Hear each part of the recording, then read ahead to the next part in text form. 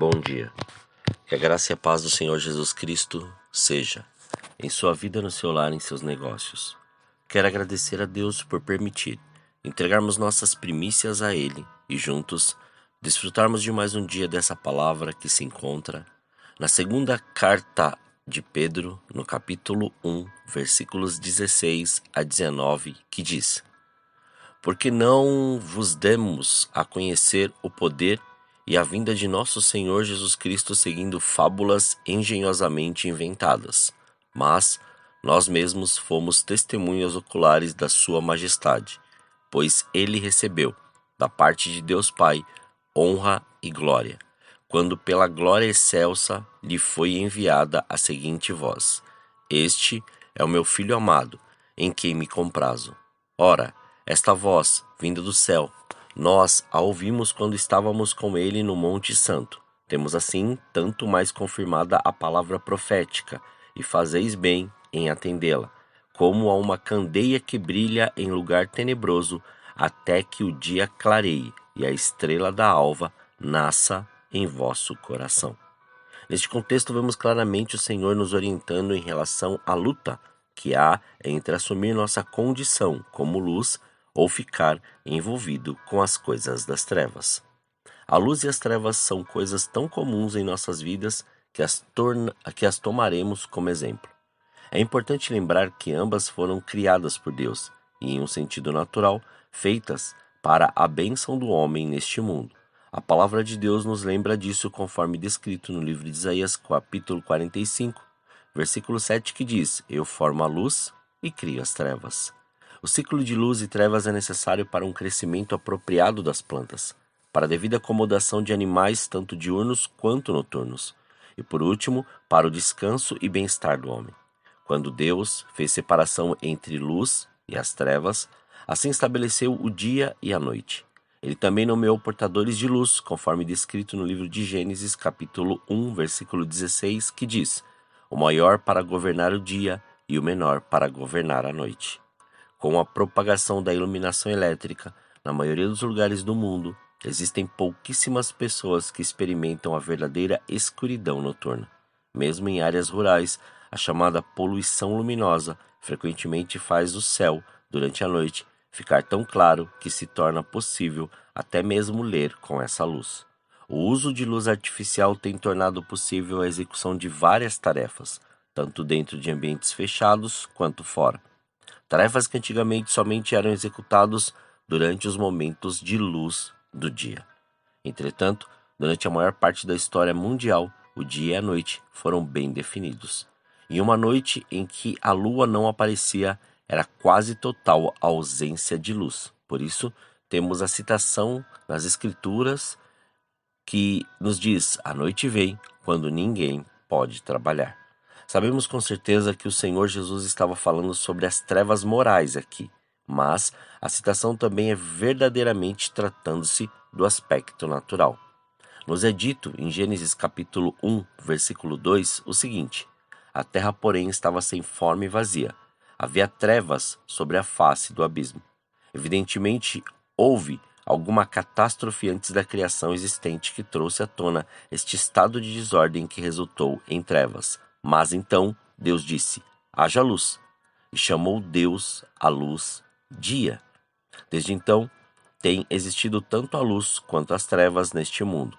E como temos visto, Deus tem usado ambas de uma forma natural. Entretanto, estamos mais interessados na luz e nas trevas em seu sentido espiritual, pois, em toda a palavra de Deus, as duas palavras estão consistentemente conectadas com o bem e o mal, respectivamente. Talvez possamos analisar algumas formas em que elas são apresentadas nas Escrituras. Em primeiro lugar, a queda do homem trouxe um amor pelas trevas, porque em seu aspecto e estado natural, o homem está agora afastado de Deus. Então lemos: e os homens amaram mais as trevas do que a luz. Adão e Eva se esconderam atrás das árvores do jardim do Éden depois que pecaram, porque estavam com medo da presença de Deus. Também lemos lá em Provérbios capítulo 4, versículo 19, que o caminho dos perversos é como a escuridão. Em um sentido geral, o mundo estava em trevas morais depois da queda do homem. até que Cristo veio. Homens de Deus se levantaram acima da condição do mundo, mas Deus não tinha se revelado completamente. Mas então Cristo veio, aquele que podia dizer: Eu sou a luz do mundo. E também aquele de quem poderia ser dito: a verdadeira luz que vinda ao mundo ilumina todo o homem. Infelizmente, o homem não estava confortável com a luz, pois também lemos lá em João capítulo 1, versículo 5, que a luz resplandece nas trevas, e as trevas não prevaleceram contra ela. Mas a luz tinha vindo como ela é, e o homem foi responsável por sua reação a ela. Em segundo lugar, e seguindo o que acabamos de considerar, Deus em seu caráter sempre é conectado com a luz. Por isso que na primeira carta de João, capítulo 1, versículo 5 diz: Deus é luz, e não há nele treva nenhuma. Este é um atributo distinto de Deus e se refere à sua natureza santa. Uma natureza que não conhece o pecado. Deus não pode ter o pecado em sua presença. Deus em seu caráter santo foi, em um sentido, revelado no Antigo Testamento, mas sabendo que o homem naquela época estava sendo testado, Deus não mostrou sua graça, como ele fez em Cristo. Os israelitas não podiam se aproximar de Deus a não ser com sacrifícios, sacrifícios que tinham que ser repetidos. E ninguém podia entrar na presença do Deus, no Santo dos Santos, exceto o sumo sacerdote, uma vez por ano, com o sangue de um animal. Agora Deus tem se revelado, não apenas como luz, mas também como amor, porque Cristo desceu ao mundo para revelar o coração de Deus e mostrar a graça, indo até a cruz do Calvário para morrer por homens perdidos e culpados. O caráter de Deus como luz não foi comprometido, mas seu caráter de amor foi trazido à tona. A realidade solene é que aquele que rejeita Cristo nestes dias da graça de Deus rejeita não apenas a luz, mas também o amor. Em último lugar, o cristão, ou aquele que crê, que aceitou Cristo, que foi trazido para a luz, porque assim lemos em Efésios capítulo 5, versículo 8, pois outrora erais trevas, porém agora sois luz no Senhor. Fomos libertos do império das trevas, e somos agora chamados para andar como filhos da luz. Se o mundo rejeitou a Cristo, ele permanece em trevas morais, e a única luz que ele tem vem exatamente dos cristãos. O Senhor Jesus disse aos seus seguidores: Vós sois a luz do mundo. E assim também somos hoje. O homem pode obter luz da palavra através da palavra de Deus, mas aqueles que não leem a palavra e a vivem, a única luz que eles veem é a que é exibida através dos testemunhos daqueles que creem. Quão importante, então, é para nós deixar que brilhe também a luz do Senhor diante dos homens, para que Deus possa ser conhecido através de nós e para que o mundo o glorifique. É triste dizer que é muito comum ver pessoas como aqueles que como aqueles que quem o Senhor falou quando disse: Se portanto a luz que em ti há são trevas, quão grandes serão tais trevas. Quando o homem é trazido à luz, mesmo sendo de uma forma exterior, então a rejeita, ele cai em maiores trevas do que aqueles que nunca a conheceram. Isso está acontecendo hoje, e um terrível julgamento os aguarda. E enquanto este aviso é, sem dúvida, direcionado primeiramente aos incrédulos, também é um aviso para nós, como cristãos, que podemos ser tentados a esconder nossa luz por estarmos em conformidade com este mundo. Nestes últimos dias, o mais importante é que deixemos nossa luz brilhar. Porém, o coração humano, em sua lamentável perversidade e maldade, está sempre pronto para abusar da graça, sim, até mesmo transformando a graça de Deus em lascívia, se assim fosse possível, e então encontramos a verdade de Deus guardada de todos os lados. Se Deus toma pecadores vis e os traz para a sua glória, presença e para ter comunhão com si mesmo, isso é motivo de profunda alegria e gratidão, e ao fazer isso, Deus não deixa e jamais deixará seu caráter de lado. Sua santidade imaculada, sua pureza absoluta deve brilhar em tudo o que ele faz, assim como seu amor e graça. Se Deus é amor, Deus é luz, da mesma forma. Luz e amor são as essências do que Ele é em sua natureza. E se fomos feitos participantes da natureza divina, beneficiários desta vida eterna, a qual foi manifestada em Jesus, o Filho de Deus, aqui na terra, devemos nos lembrar de que é a natureza daquele que é luz, pureza absoluta, obrigatoriamente detectando e excluindo todo o mal. Então, o apóstolo diz: ora, a mensagem que, da parte dele, temos ouvido e vos anunciamos é esta: Deus é luz, e não há nele treva alguma. E se fomos trazidos por Deus, nós não estamos em trevas, mas na luz. É o lugar e a condição do qual fomos trazidos. Fomos trevas, porém agora, luz no Senhor. Em nosso estado natural, nós éramos trevas. Agora, como redimidos e trazidos a Deus e feitos participantes de sua natureza divina, nós somos luz no Senhor. Que mudança, tanto de lugar e condição. Uma vez distantes, porém agora, na presença de Deus em Cristo, trazido para perto pelo sangue.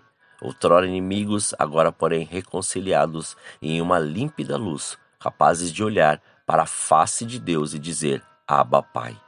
Antes incapazes de termos pensamentos, sentimentos e desejos comuns aos de Deus, agora possuindo a sua natureza divina e capazes de ter comunhão com Ele e com seu Filho Jesus Cristo.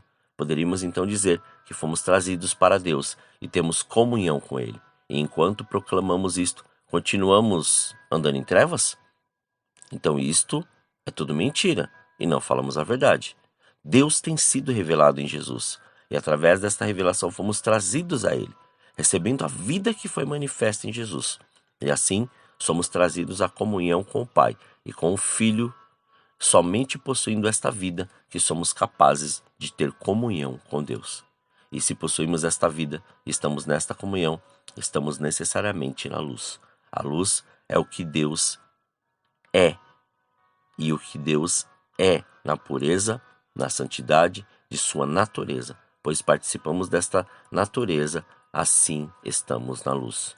Como vimos na segunda carta aos Coríntios, capítulo 4, versículo 4, foi o brilho do glorioso evangelho de Cristo que trouxe a luz. Assim como Deus disse: haja luz na criação do mundo, também começa um novo nascimento com a luz do evangelho. A fonte contínua da luz também é a palavra de Deus, porque é dito no livro de Salmos, no capítulo 119, versículo 30, o seguinte: a revelação das tuas palavras esclarece e dá entendimento aos simples.